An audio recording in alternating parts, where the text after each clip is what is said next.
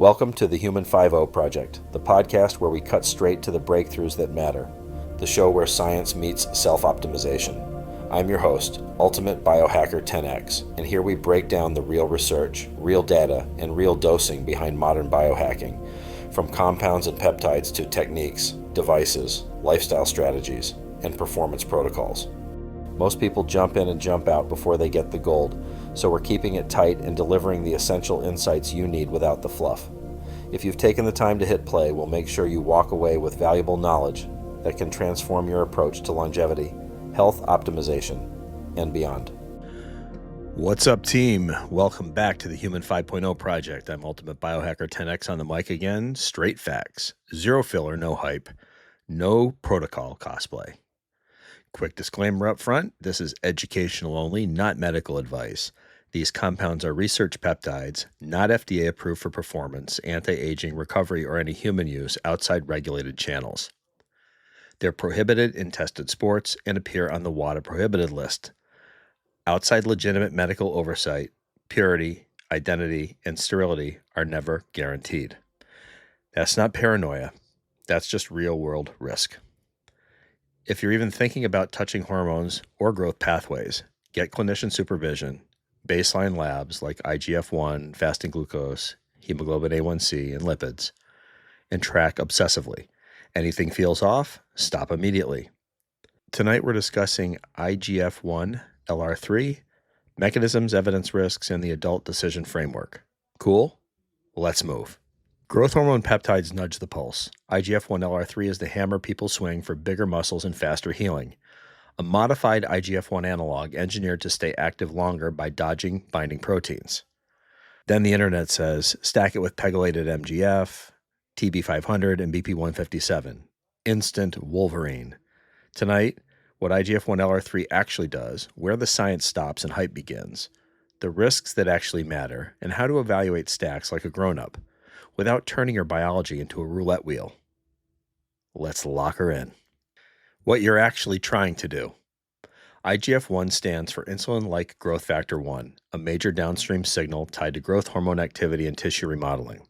In circulation, most IGF-1 is bound to IGF binding proteins, or IGFBPs, which control how much free IGF is available to activate receptors. IGF-1 LR3 is an engineered analog designed to keep IGF-1 receptor activity, bind less to IGFBPs, and stay active longer than native IGF-1. So the why people chase it is simple. They want a stronger growth recovery signal, hypertrophy, faster return to training, or injury repair. But here's the reality check. This is growth signaling, not a supplement. And growth signaling doesn't only act on muscle. It's systemic biology. That's why IGF-1 sits in the same conversation as glucose regulation, abnormal tissue growth risk, and long-term unknowns when used outside clinical indications. Let's cut through the noise. Glucose instability. IGF-1 signaling interacts with insulin pathways. Some people can experience glucose swings. If you're insulin resistant or a pre-diabetic, that matters a lot. Too much growth signal is not a flex. IGF-1 is a growth factor. Higher circulating IGF-1 levels have been associated in observational and genetic causal inference research with colorectal cancer risk.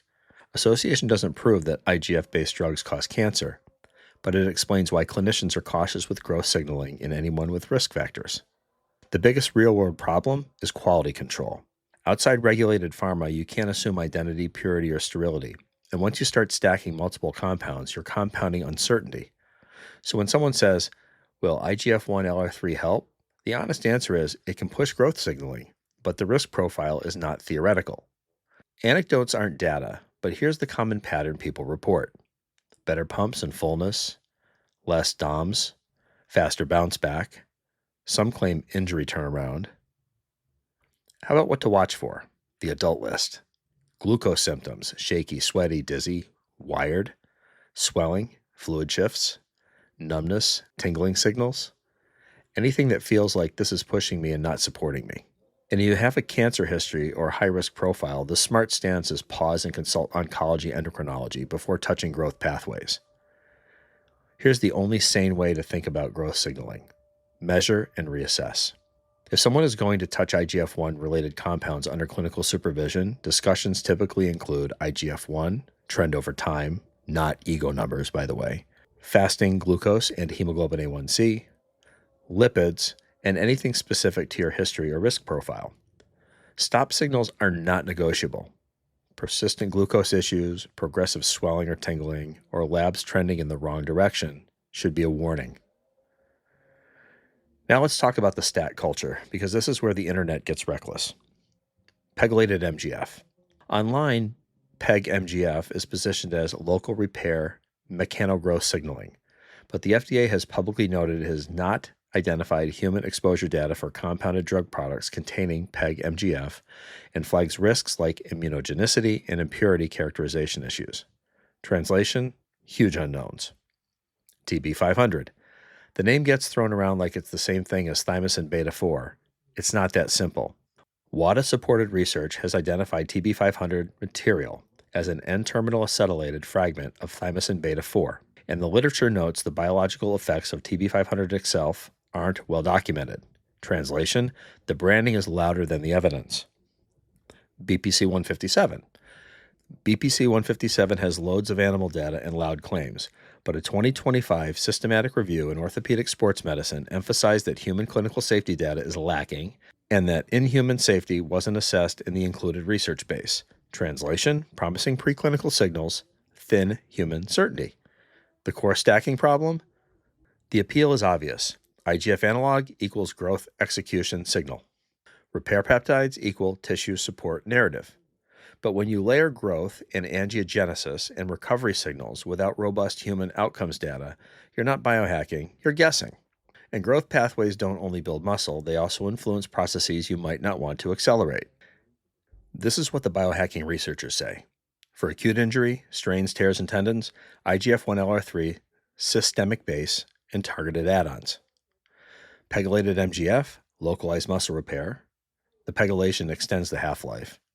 Dose, 200 to 400 micrograms IM near the injury site, post-workout, or 2 to 3 times a week. Stack it with IGF-1 LR3 post-training for hyperplasia synergy. TB500, systemic healing and anti-inflammation. Dose 2 to 5 milligrams twice a week sub-Q. Stack it alongside IGF-1 LR3 for angiogenesis and recovery boost. BPC-157, targeted tendon and ligament repair. Dose 250 to 500 micrograms a day, sub-Q near the site. Stack daily with IGF-1 LR3 for collagen tissue matrix. Example, an injury stack would look like IGF-1 LR3 40 to 60 micrograms a day, plus pegylated MGF 300 micrograms 2 times a week IM, plus TB500 2.5 milligrams twice a week, plus BPC-157 250 micrograms twice a day near the site. Cycle 4 to 6 weeks. Watch increased hypo risk and monitor glucose closely. Bottom line, IGF-1 LR3 is a potent growth signal analog with real downstream effects and real risks. Stacks amplify both the upside and the unknowns. Recovery, hypertrophy, and longevity. The biggest levers are still sleep dialed in, protein timed right, training progressively, and inflammation control. Peptides can move the needle, but they're not a shortcut past the basics. If this hit, smash subscribe, drop your labs or questions in the comments, share with someone who needs the reality check. Next episode, maybe we dive into evaluating peptide evidence like a pro, separating signal from the noise. But until then, stay sharp, stay skeptical, stay stacked. This is Ultimate Biohacker 10X, and I'm out. Thanks for listening to the Human 5.0 Project. If you found value in today's episode, share it with someone who's ready to elevate their biology. Make sure to follow the show for weekly deep dives into peptides, protocols, devices, lifestyle strategies, and the science of high-performance longevity. Until next time, stay curious, stay optimized, and stay 10X.